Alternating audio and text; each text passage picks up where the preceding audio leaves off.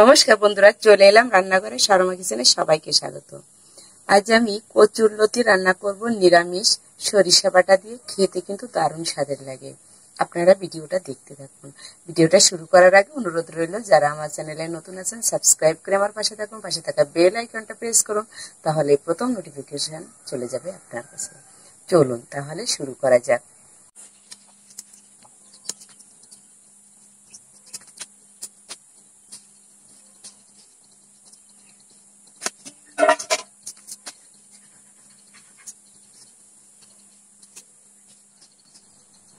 এভাবে আমি সব কচুরলতিগুলো বেছে নিই। কচুরলতিটা কেটে আমি বেছে নিয়েছি।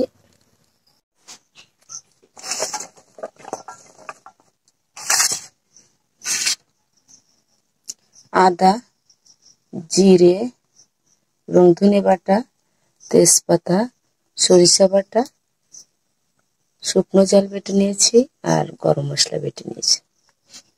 এটা দিয়ে আমি কচুরলতিটা রান্না করব। কড়াইটা উনুনে দিয়ে আমি জল দিয়ে দিয়েছি, আর জলের ভিতরে একটু লবণ দিব। যদি কচুরলতিতে গলা চুলকায় তাহলে আপনারা একটু লবণ দিয়ে দিবেন। এই লতিটা অবশ্য গলা চুলকাবে না, তবুও আমি একটু লবণ দিয়ে ভাপিয়ে জলটা ফেলে দিই। ভাপিয়ে নিলাম, এখন নামিয়ে জলটা ফেলে দিয়ে জল ঝাড়া দিই। জলটা ঝাড়া দিলাম, এটা আবার উনুনে দিয়ে দিলাম। কড়াইয়ে তেল দিয়ে দিলাম, দিয়ে দিই তেজপাতা ফোড়ন, জিরে এবং ধনে বাটা, আদা বাটা, শুকনো জাল বাটা, দিয়ে দিই সামান্য জল। জলটা দিয়ে মশলাটা সুন্দরভাবে কষিয়ে নিই। হলুদের গুঁড়া, পরিমাণ মতন লবণ দিয়ে করে সুন্দরভাবে মশলাটাকে কষিয়ে নিই। এখন আমি হাফ সিদ্ধ করা কচুরলতিগুলো দিয়ে দিই।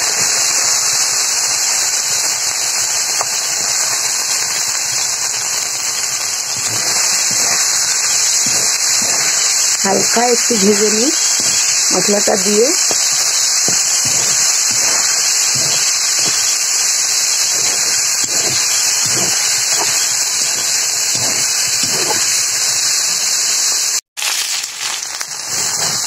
কচুরলতিটা অল্প করে ভাজা করে দিলাম, খুব বেশি ভাজা করব না,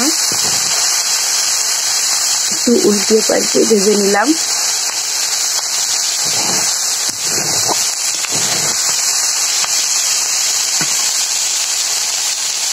এখন দিয়ে দিই পরিমাণ মতন জল।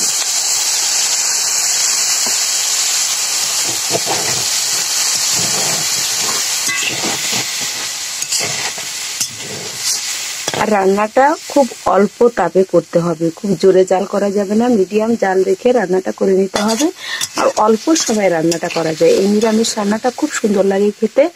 আর কচুরলতি দিয়ে খেতে এভাবে খুবই সুন্দর লাগে। নিরামিষ অবশ্যই আপনারা এভাবে কচুরলতিটা রান্না করে খেয়ে দেখবেন কত স্বাদের হয়।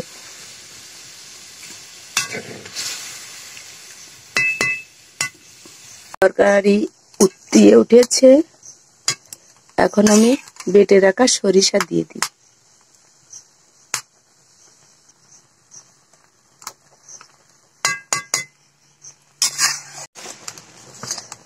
দুই মিনিট জাল করে নিলাম। গরম মশলাটা দিয়ে দিলাম, আবার 1 মিনিট জাল করে নিই। জাল করে নিলাম, রান্নাটা আমার কমপ্লিট হয়ে গেল। এখন নামিয়ে নিই। খুব বেশি ঝোল রাখা যাবে না, গা মাখা করে একটু ঝোল রাখতে হবে। এই রান্নাটা খেতে দারুণ লাগে। নিরামিষ এই খাবারটা খেলে আপনারা আমিষের কচুরলতিটা খেতে চাইবেন না, খুবই স্বাদের হয়। এখন আমি নামিয়ে নিয়েছি। আমি দেখেন কত সুন্দর হয়েছে, খেতে দারুণ। আমি বারবার বলছি, নিরামিষ এই রান্নাটা খেতে দারুণ লাগে। অবশ্যই আপনারা এভাবে রান্না করে খেয়ে দেখবেন আর কমেন্টে আমাকে জানাবেন।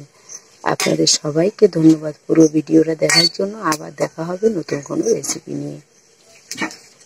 একটুকু তরকারি দিয়ে আপনি পারবেন পুরো পেট ভরে ভাত খেতে, এত স্বাদের হয়।